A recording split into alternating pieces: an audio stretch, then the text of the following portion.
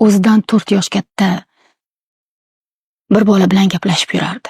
U qizimdan behayo rasmlarini yuborishni so'ragan. Qizim yuborgan. Keyin qizimdan pul so'ragan.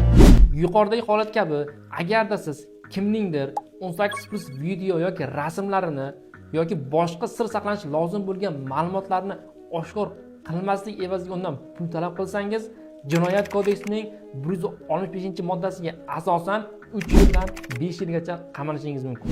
Demak do'stlar, hozirgi vaqtda yoshlar o'rtasida xuddi shunday holat ko'plab uchramoqda. Bu videoni xuddi shunday shaxslar yuborib, ularni ogohlantirib qo'ying. Demak do'stlar, o'z huquqlaringizni biling. Agarda huquqlaringiz buzilsa, bizga murojaat qiling.